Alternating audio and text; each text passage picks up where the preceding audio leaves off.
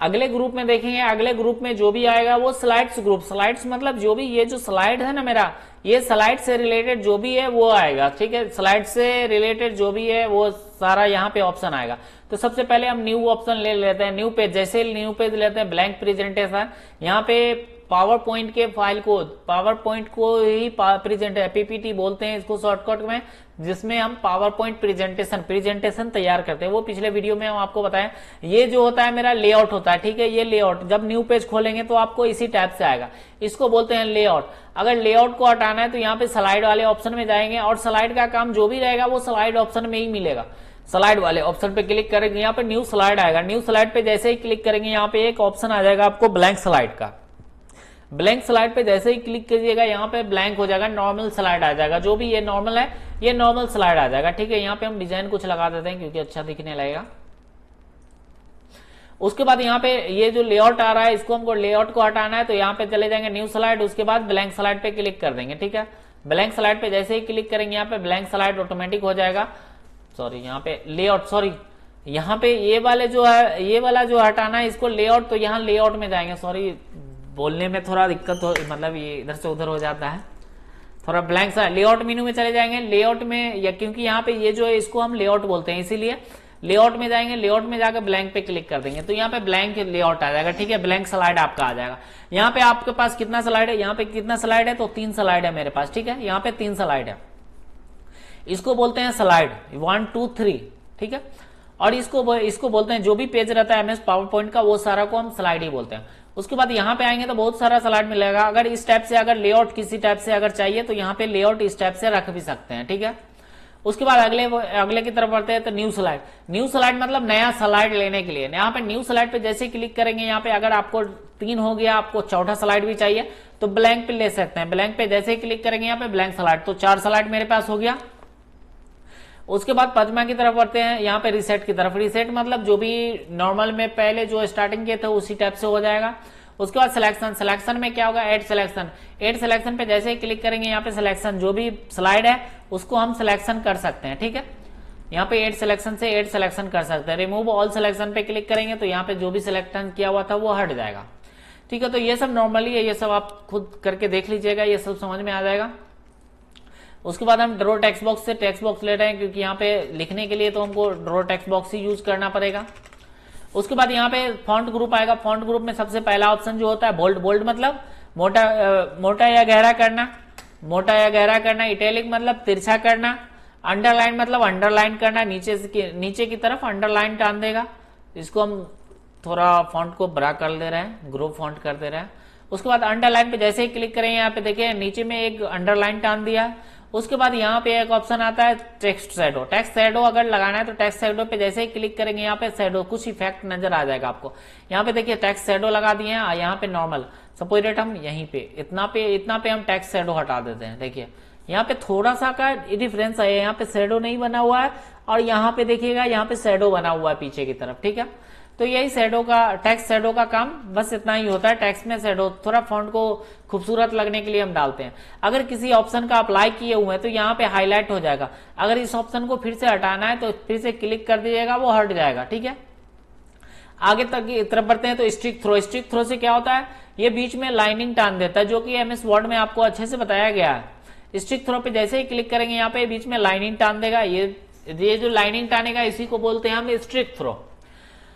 उसके बाद इसको फिर से हटाना है तो फिर से स्ट्रिक थ्रो पे जिस ऑप्शन पे आप अप्लाई कीजिएगा ना, जिस ऑप्शन पे जहां से जाके वहीं से जाके आप उसको हटा भी सकते हैं। उसके बाद यहाँ पे एक ऑप्शन आएगा, यहाँ पे कैरेक्टर स्पेसिंग। ये जो टेक्स्ट के बीच में जो भी स्पेसिंग रहता है ना, इसको अगर और गैप देना है तो यहाँ पे कैरेक्टर स्पेसिंग आपको मिल जाता है। कैरेक्टर स्पेसिंग पे जैसे ही क्लिक करेंगे, यहाँ पे ऑप्शन आ जाएगा वेरी टाइट। टाइट करना है तो टाइट कर सकते हैं, टाइट पे क्लिक करेंगे। नॉर्मल पे ये नॉर्मल है। उसके बाद लूज करना है तो लूज पे जैसे माउस रखेंगे ऑटोमेटिक यहाँ पे देख रहे हैं टेक्स्ट जो है वो मेरा लूज हो रहा है। वेरी लूज पे क्लिक करेंगे तो वेरी लूज होगा। मोर स्पेसिंग, अगर और भी स्पेसिंग चाहिए तो मोर स्पेसिंग पे क्लिक करके यहाँ पे जितना स्पेसिंग चाहिए वो स्पेसिंग करके यहाँ पे बढ़ा सकते हैं, ठीक है। यहाँ पे हमको स्पेसिंग फिलहाल नहीं चाहिए, नॉर्मल बाय डिफॉल्ट जो रहता है वो बाय डिफॉल्ट सही है। उसके बाद यहाँ पे जो अगला ऑप्शन आता है वो चेंज केस। चेंज केस का जो कि एमएस वर्ड में बताया गया, चेंज केस पे जैसे ही क्लिक करेंगे यहाँ पे सेंटेंस केस आएगा, लोअर केस आएगा। सेंटेंस केस मतलब होता है जो भी पैराग्राफ सेंटेंस केस में लिखा रहता है उसको सेंटेंस केस बोलते हैं। अभी जो भी मेरा लिखा हुआ है यहाँ पे जो भी लिखा हुआ है वो सेंटेंस केस में लिखा हुआ है। इसको हम दूसरा ऑप्शन में लोअर केस है, लोअर केस हम करके देखते हैं। यहाँ पे क्लिक करके सिलेक्शन कर लिए, उसके बाद यहाँ पे लोअर केस पे माउस रखेंगे तो देखिए यहाँ पे क्या हो गया, लोअर में मतलब छोटा एबीसीडी में लिखाना स्टार्ट हो गया।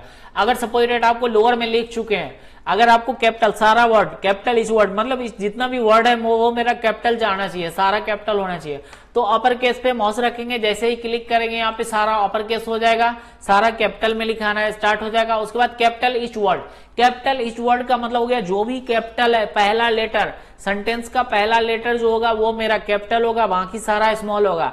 जैसे suppose that this is a dog, तो दिस का टी जो होगा वो कैपिटल होगा। उसके बाद आई इज का क्या होगा, इज का आई कैपिटल होगा। उसके बाद ए कैपिटल होगा। उसके बाद डॉग लिखेंगे तो डी जो होगा वो मेरा कैपिटल होगा, कैपिटल इस वर्ड से, ठीक है। उसके बाद टोंगल केस, टोंगल केस का यूज ही नहीं पड़ता है। वैसे टोंगल केस पे जैसे ही माउस रखेंगे ऑटोमेटिक आपको रिव्यू दिखा दिया है कि किस टाइप से लिखाएगा। तो यहाँ पे पहला लेटर स्मॉल हो जाएगा, बाकी सारा कैपिटल हो जाएगा, ठीक है। तो इसीलिए ये जो टोंगल केस है ये यूज ही नहीं होता है, ना एमएस वर्ड में यूज होगा आपका, ना एमएस पावर पॉइंट में यूज होगा, ठीक है। अगले के ऑप्शन की तरफ बढ़ते हैं। तो उसके बाद यहाँ पे एक ऑप्शन मिल जाता है फॉन्ट कलर। फॉन्ट कलर जो कि आपको पता ही होगा फॉन्ट का कलर चेंज करने के लिए होता है, ठीक है।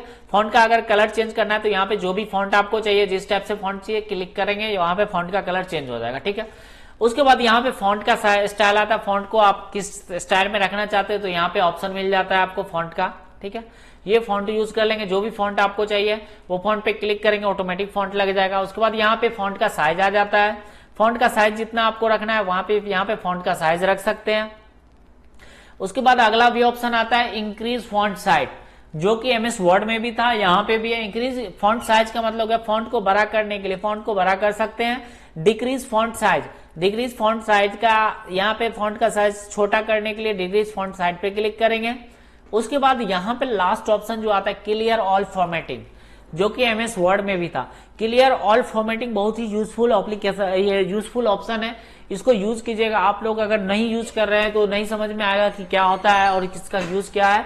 हम लोग हमेशा यूज करते हैं। इसको यूज करने से क्या होगा, अगर कोई भी वर्ड पे जो भी फॉर्मेटिंग किए हुए हैं, वर्ड पे अगर कुछ भी फॉर्मेटिंग किए हुए हैं, अगर सपोजेड अगला बंदा आपको बोले कि यहाँ पे जो भी फॉर्मेटिंग किया हुआ है ना वो फॉर्मेटिंग हमको नहीं चाहिए, जो नॉर्मल फॉन्ट बाय डिफॉल्ट में जो टाइप होता है वो फॉन्ट हमको चाहिए, तो कहाँ जाएंगे।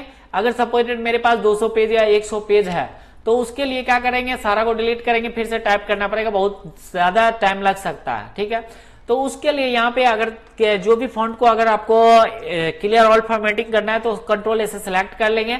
उसके बाद क्लियर ऑल फॉर्मेटिंग पे क्लिक करेंगे या इस पे क्लिक करेंगे, क्योंकि पावर पॉइंट में टेक्स्ट बॉक्स से लिखा जाता है तो फॉन्ट को सिलेक्ट करना कोई जरूरी नहीं है। यहाँ पे जो लाइनिंग रहता है इस पे क्लिक कर दीजिएगा तो ये सारा सिलेक्शन हो गया, ठीक है। Clear all formatting, clear all formatting पे जैसे ही क्लिक करेंगे यहाँ पे नॉर्मल फॉन्ट में लिखाना स्टार्ट होगा, ठीक है। नॉर्मल फॉन्ट में जो बाय डिफॉल्ट लिखाता है एमएस वर्ड या एमएस पावर पॉइंट में वो लिखा जाएगा।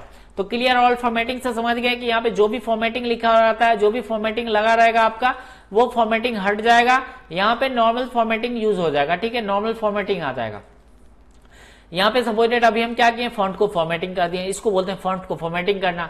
अब हमको नॉर्मल फॉन्ट में चाहिए तो क्लियर ऑल फॉर्मेटिंग पे जैसे ही क्लिक करेंगे यहाँ पे नॉर्मल फॉन्ट में आ गया। तो बस इतना ही काम होता है।